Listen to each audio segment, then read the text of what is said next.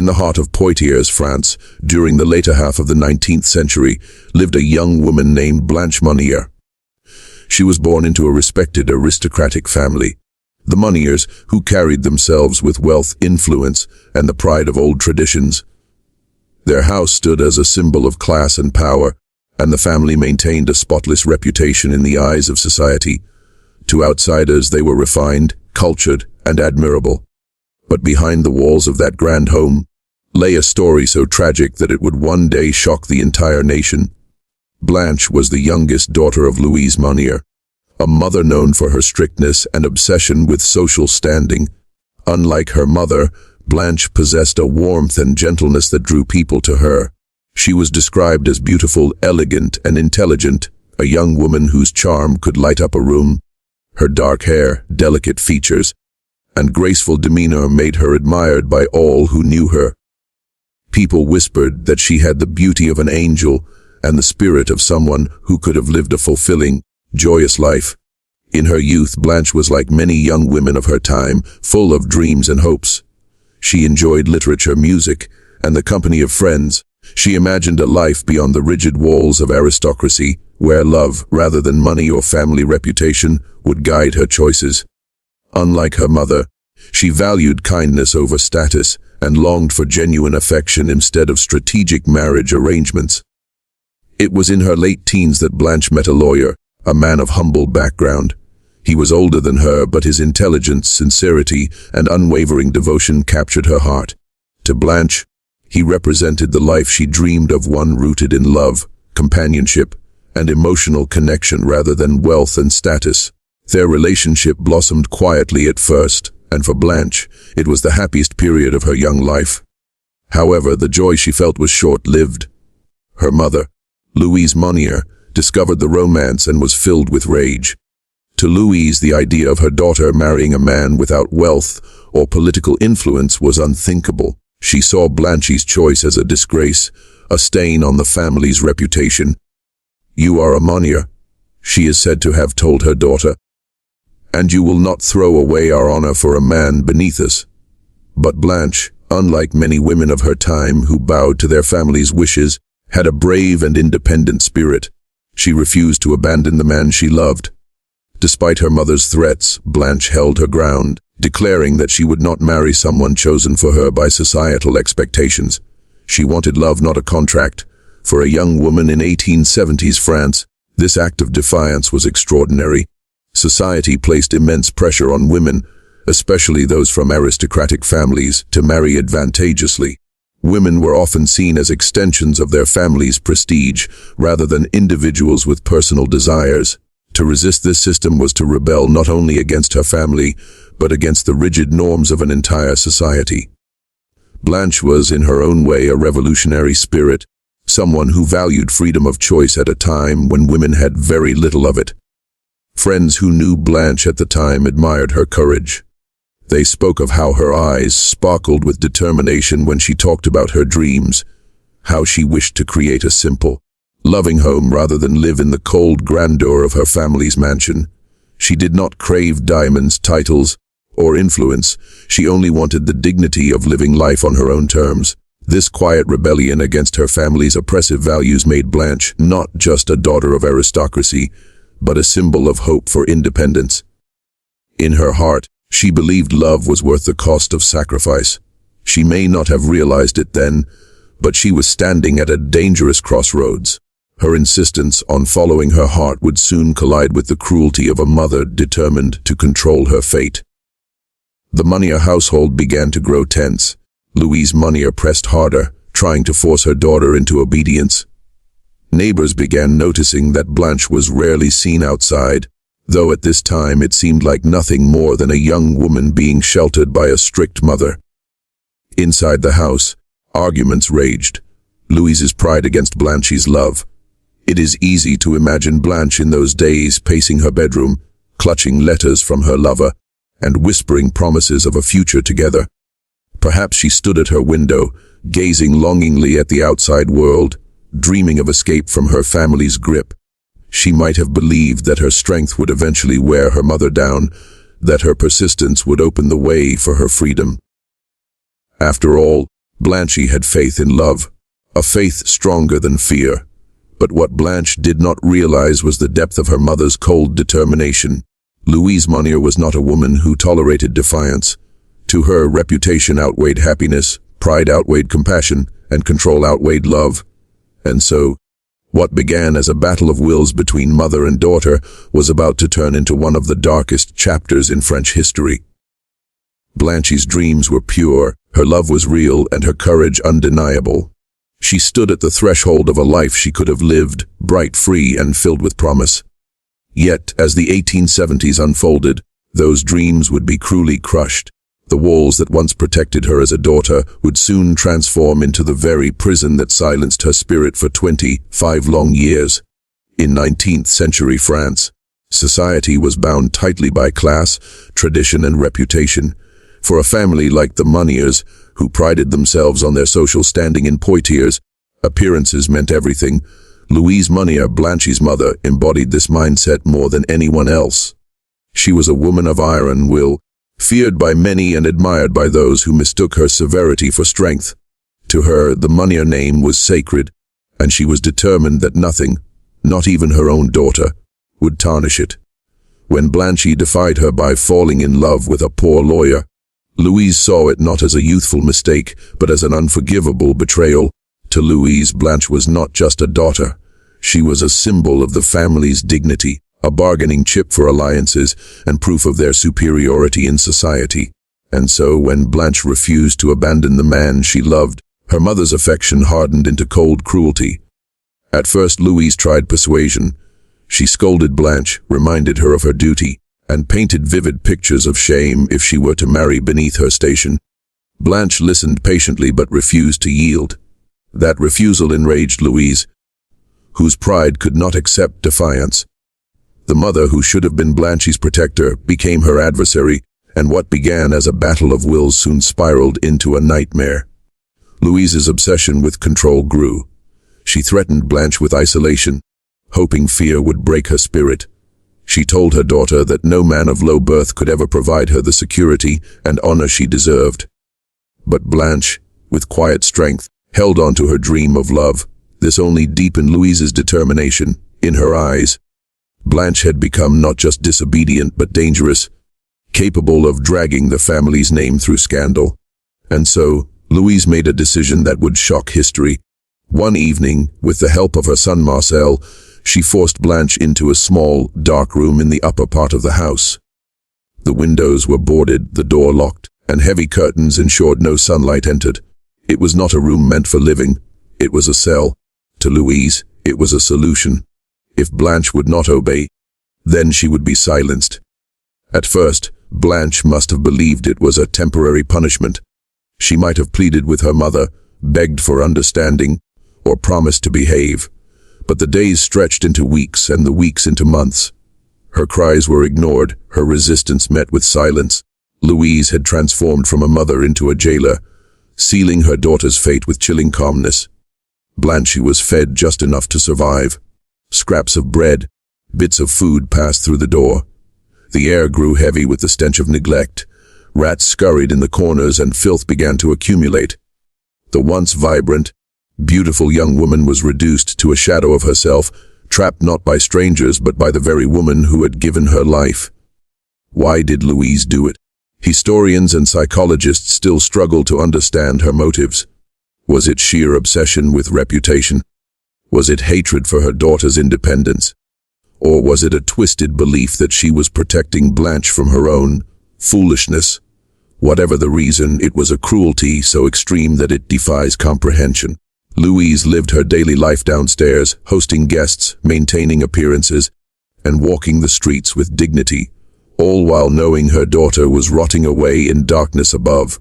This double life reveals the most terrifying aspect of her character. Calculated control. She did not act in a moment of rage or impulse. She sustained the imprisonment for years, 25 long years, which means every single day she chose to continue her daughter's suffering. This was not madness. It was deliberate, premeditated cruelty.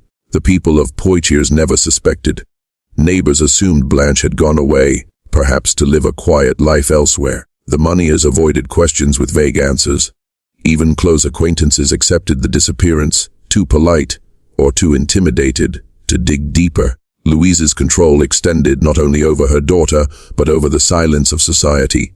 Inside that hidden room, Blanche endured unimaginable torment. Deprived of sunlight, her body weakened. Her once graceful figure withered into frailty. Her mind, deprived of freedom and companionship, began to unravel. She lived with the cruel knowledge that her mother, the one person meant to love her unconditionally, had become her captor. It is difficult to imagine what went through Blanche's mind in those endless years. Did she cling to hope, imagining that her lover would one day rescue her? Did she pray for forgiveness, thinking perhaps she had done something wrong? Or did she simply fall into despair, accepting that her life had been stolen by the person she trusted most? Meanwhile, Louise thrived in her role as matriarch. She continued to demand respect in society, her cruelty hidden behind polite smiles and fashionable dresses. She was proud of her solution and reportedly showed no regret when later confronted. To her, controlling Blanche was an act of strength, not evil. This is the darkest lesson of Louise Monnier's cruelty, that control without compassion becomes tyranny. A parent's authority, when twisted by pride and fear, can destroy the very lives it is meant to protect. Louise's obsession with honor blinded her to humanity. She chose appearance over love, silence over truth, and cruelty over kindness. In Blanche's story, we see not only a victim but a stark warning. The danger of unchecked control, whether in families, communities, or societies, is that it erases the voices of those who dare to be different. Blanche was silenced for wanting love, but in that silence, she became a symbol. Though Louise believed she had buried her daughter's spirit, she unknowingly created a legacy that would outlive her cruelty. When Blanche was discovered decades later, the world finally saw the depth of Louise's control and the monstrous consequences of pride unchecked.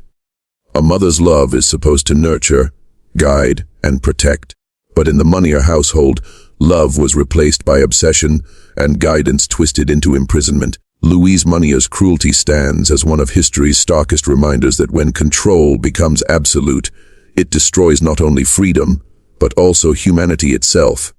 The disappearance of Blanche Monnier did not happen with noise, scandal, or a dramatic farewell. It was a vanishing act that slipped quietly into the folds of everyday life, hidden behind the walls of her family's house. For the outside world, it was simply as if Blanche had faded into obscurity. For Blanche herself, it was the beginning of a nightmare lived in silence.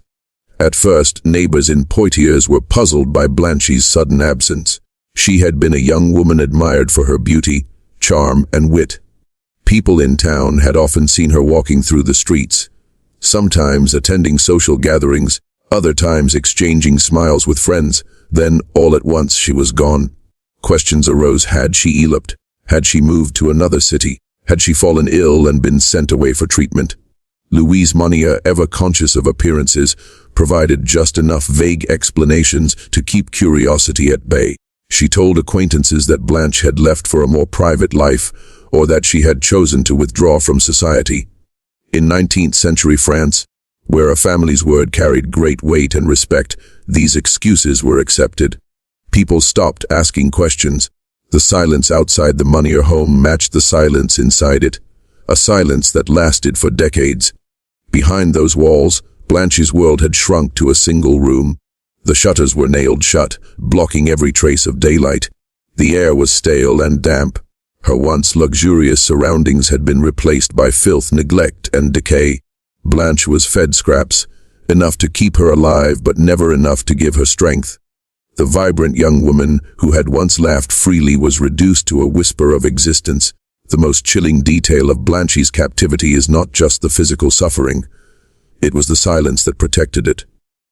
For 25 years, no voice was raised. No one dared confront the Monniers, and Blanche's cries went unheard. The household continued as though nothing were amiss. Visitors came and went. Servants worked in the home, neighbors exchanged polite greetings, yet no one uncovered the truth. How could such silence endure? Part of the answer lies in the power of social reputation.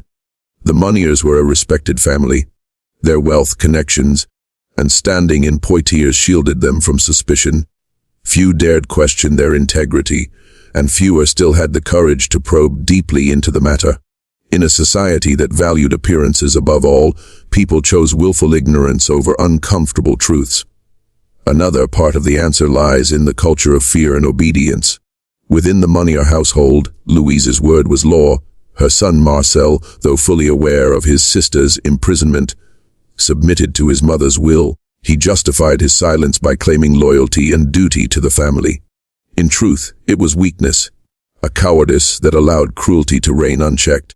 And then there was Blanche herself, voiceless, hidden, and stripped of agency. Imagine her in those endless days and nights scratching at the walls, whispering prayers, crying until exhaustion silenced her. Did she call out when footsteps passed her door? Did she hope a servant, a visitor, or even her brother would intervene? Each time hope must have risen, it was crushed again by the suffocating reality of silence. Silence can be more devastating than cruelty itself. Words at least acknowledge existence, but silence erases a person entirely. For Blanche, the silence surrounding her imprisonment was a second prison. She was not only physically locked away, she was erased from the memory of the outside world. Over the years, the story of Blanche became a kind of unspoken absence in Poitiers. Friends from her youth eventually stopped wondering aloud. Time numbed curiosity. Some may have suspected something darker, but gossip without proof dissolves easily, especially when weighed against the dignity of a powerful family. It is possible that whispers existed, but without courage to challenge the Monniers, those whispers faded. Inside that locked room, the silence was not peaceful. It was broken only by Blanche's own weakened voice, by the scurrying of rats, by the occasional opening of the door when scraps of food were shoved inside. To live in that kind of silence is to live in mental torment. Human beings are creatures of connection. Isolation gnaws at the mind. Without conversation, without light, without stimulation, Blanche's spirit was attacked daily not only by hunger and filth, but by loneliness. Psychologists today understand that sensory deprivation and forced isolation can cause hallucinations, mental breakdowns, and irreversible psychological damage. Blanche endured this not for weeks or months, but for a quarter of a century. It is a miracle that she survived it all. The silence was strategic. Louise Monnier used it as her greatest weapon. By cutting off Blanche's voice, by ensuring that society never heard her cries, Louise maintained control. In silence, she could pretend her daughter did not exist. In silence, she could protect her reputation. Silence was the armor around the Monnier family's secret, stronger than any lock or chain. And yet silence is never eternal. Secrets, no matter how deeply buried, carry a weight that eventually cracks. For 25 years, the silence around Blanche held firm, but it also grew heavier. It became a secret too monstrous to stay hidden forever. When the anonymous letter finally reached the authorities in 1901, it was as if a dam had burst. The silence that had once protected the Monniers now condemned them. But for Blanche, the years of silence left scars that could never heal. When she was discovered, she weighed little more than a child. Her body was broken, her mind fractured. She had lived in darkness for so long that even sunlight hurt her. The silence behind those closed doors had not only stolen her youth, it had stolen her identity. Her story teaches us something profound. Silence is not neutral. It can be as deadly as cruelty itself. The silence of her mother, her brother, the servants, the neighbors, and society at large made her suffering possible. Their choice not to speak, not to act, condemned Blanche to decades of torment. And so, this chapter of Blanche Monnier's life is not only about a family's cruelty, it is about the power of silence. It reminds us that when we turn away from injustice, when we hush our doubts to preserve comfort, we become accomplices in suffering. Blanche's story forces us to ask ourselves, how many voices are still silenced today, hidden behind closed doors, because society chooses not to listen? For 25 long years, the Monnier home in Poitiers, France kept a secret so grotesque that when it was finally revealed, it sent shockwaves across the nation.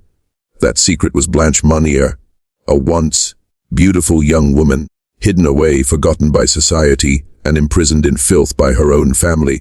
The silence around her captivity might have lasted until her death, if not for a single act of courage. In May of 1901, An anonymous letter was sent to the Attorney General of Paris. Its words were simple yet chilling. I have the honor to inform you of an exceptionally serious occurrence. I speak of a spinster who is locked up in Madame Monnier's house, half-starved, and living on a putrid litter for the past 25 years. In a word, in her own filth. This letter shattered the carefully built wall of secrecy around the Monnier household. For decades, Blanche's mother and brother had maintained the facade of respectability. To the outside world, they were refined and dignified.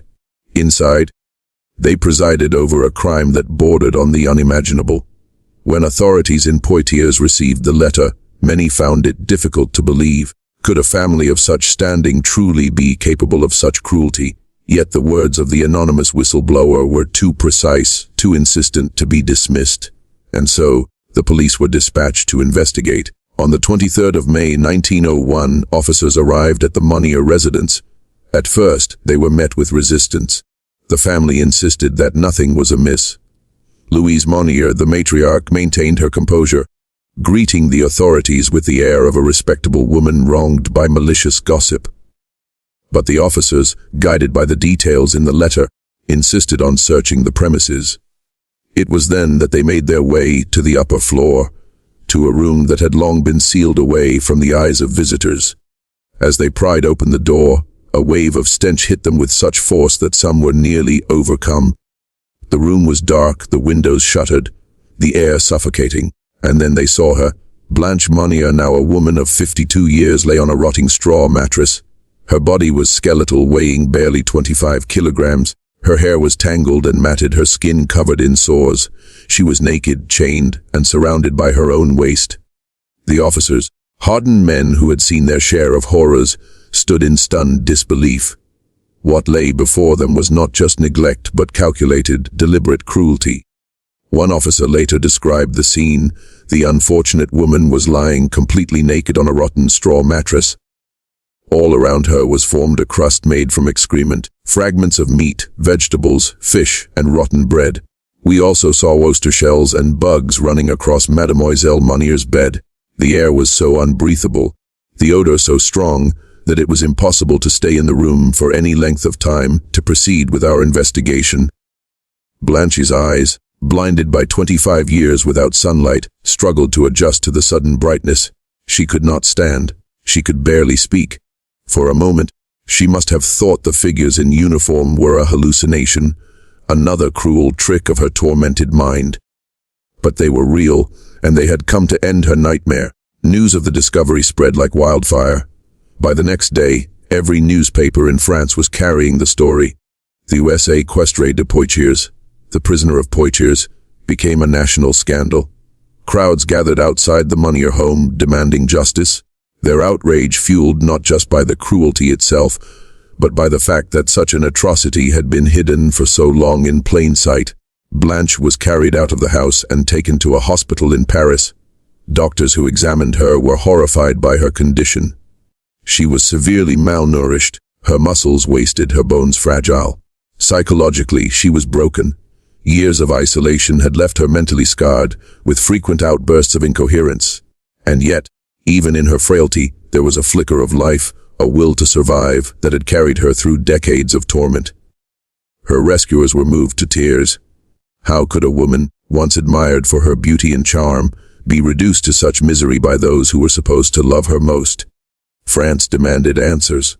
Louise Monnier, now in her late 70s, was arrested immediately. When confronted, she expressed no remorse. She justified her actions by claiming that Blanche had dishonored the family by insisting on marrying a poor lawyer, a man she deemed beneath them. Louise maintained that imprisoning her daughter was the only way to save the family's reputation. Such words horrified the public. It was not madness that drove her, but cold, prideful cruelty. Blanche's brother Marcel also faced arrest. Though he had not initiated the crime, he had allowed it to continue for decades. He lived in the same house, aware of his sister's suffering, and chose silence. His defense was weak. He claimed he had been too afraid of his domineering mother to act. The courts found him guilty, though his sentence was eventually overturned on appeal. As the trial unfolded, the Monnier family name once synonymous with respectability, became forever tarnished.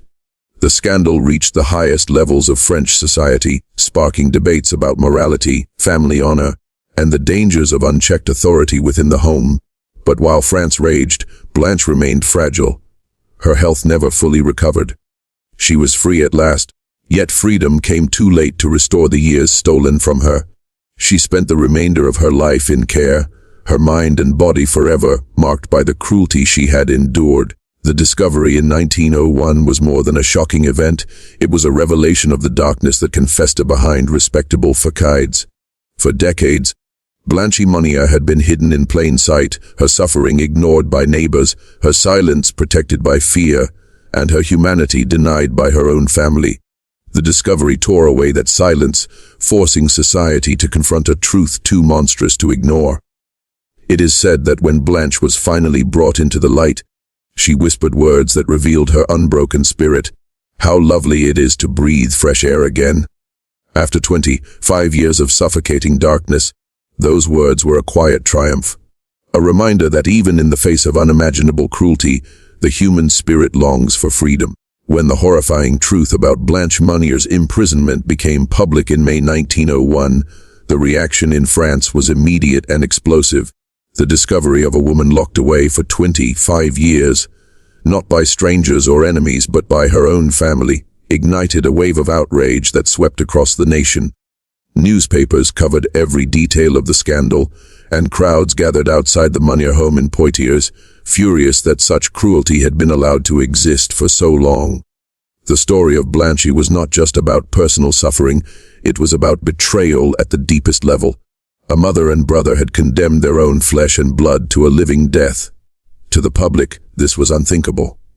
In an era that valued family honor, respectability, and social reputation, Blanche's case revealed a monstrous truth behind the walls of even the most respected homes. Unimaginable evil could hide.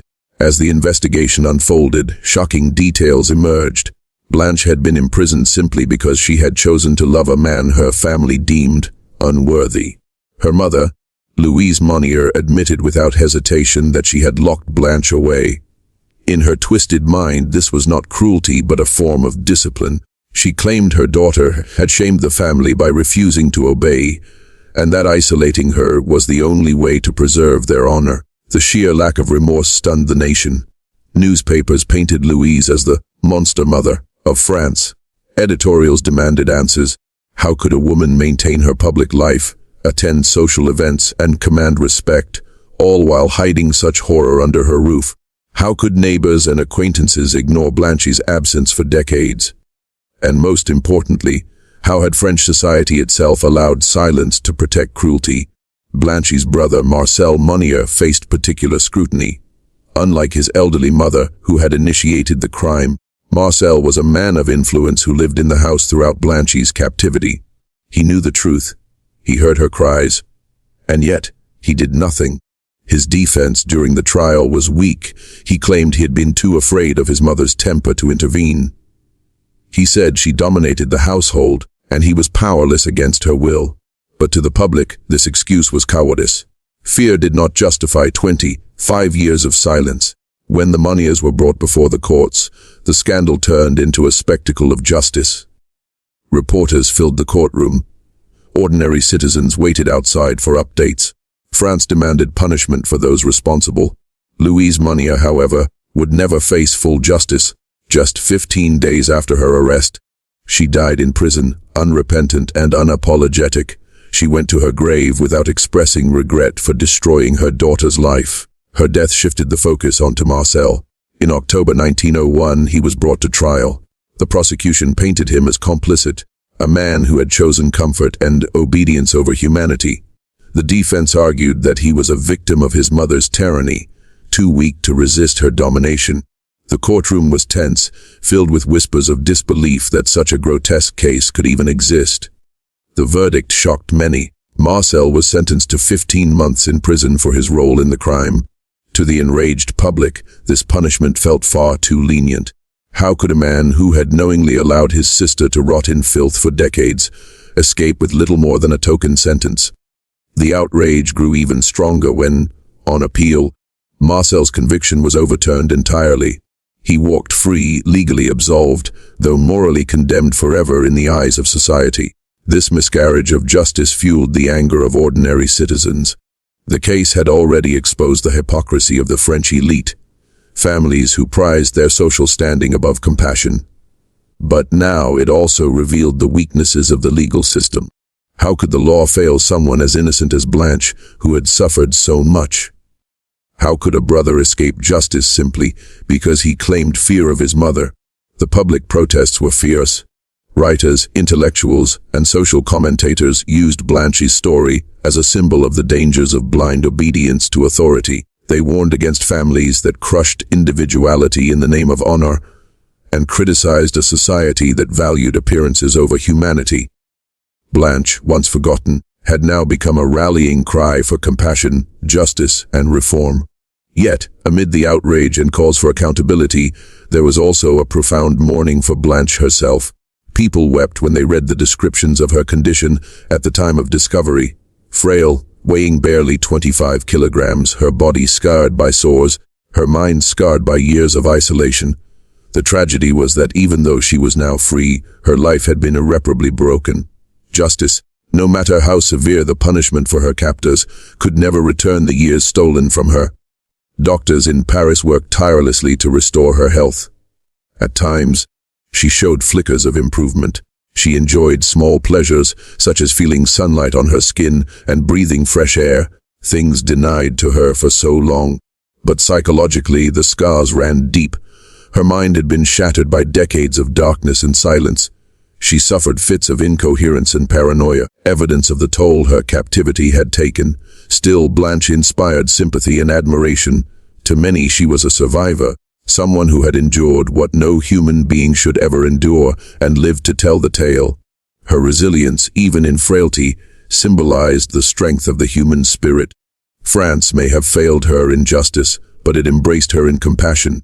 The outrage surrounding her case also led to broader discussions about human rights and the need to protect the vulnerable.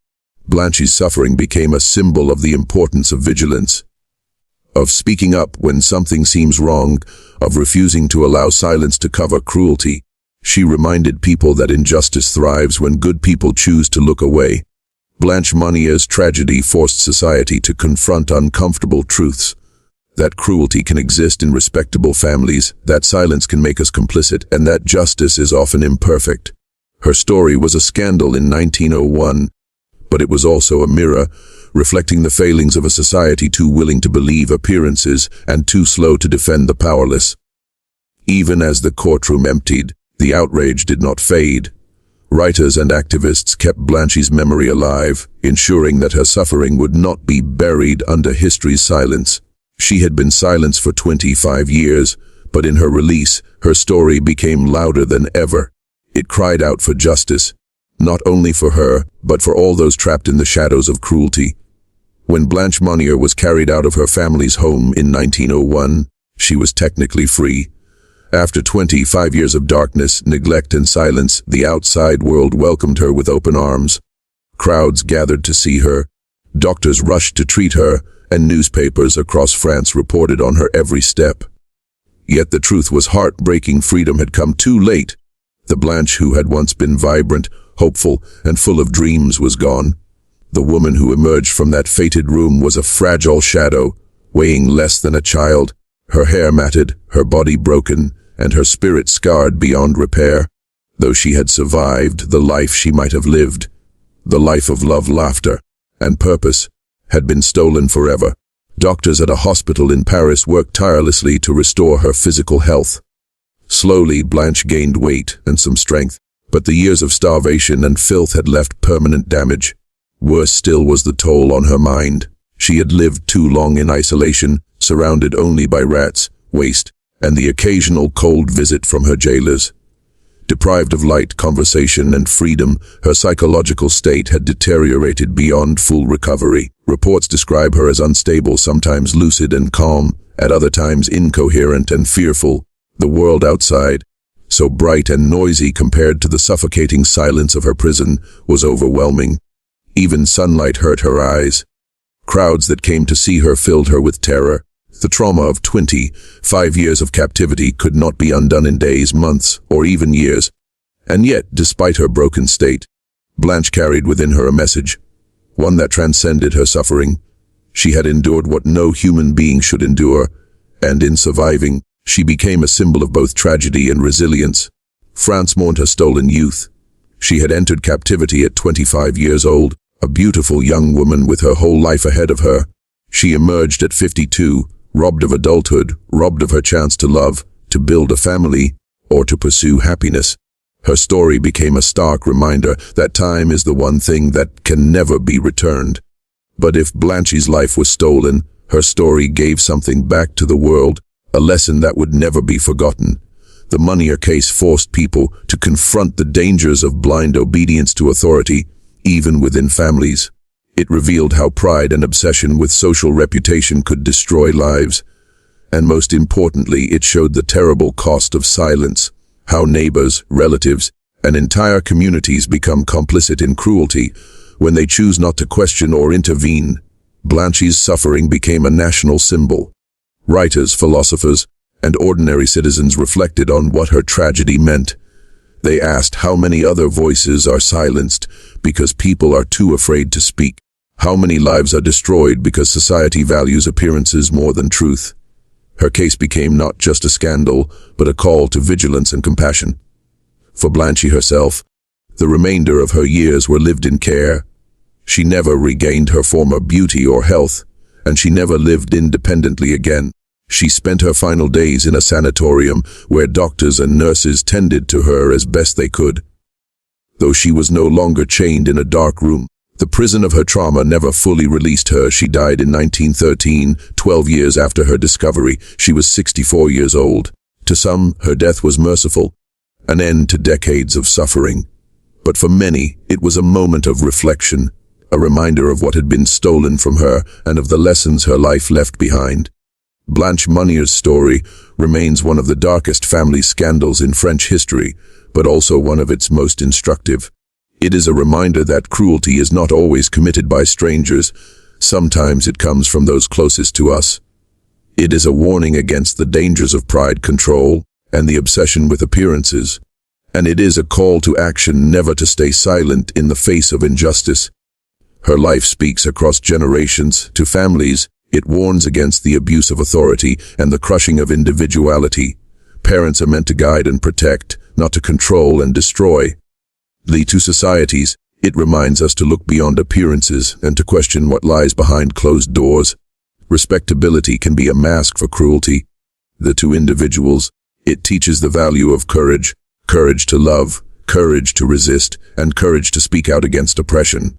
Blanche never married, never held her lover's hand in the open, never walked freely in the streets as an adult woman.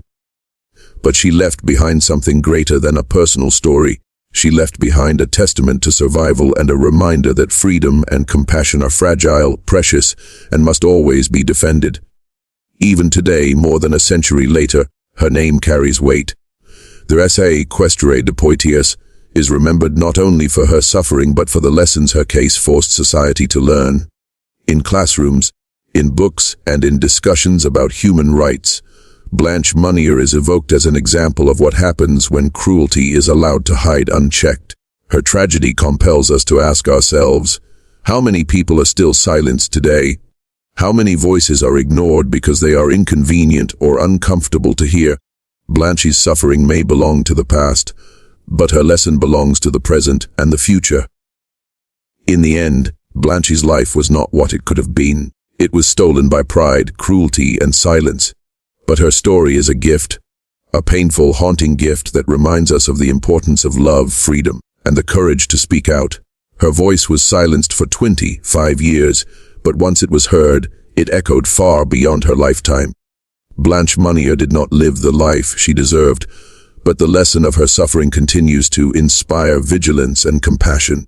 Her story forces us to confront the darkness within humanity, but also gives us a chance to choose differently, to protect, to care, and to ensure that no one else suffers in silence. Her life was stolen, but her lesson was given, and that lesson still endures.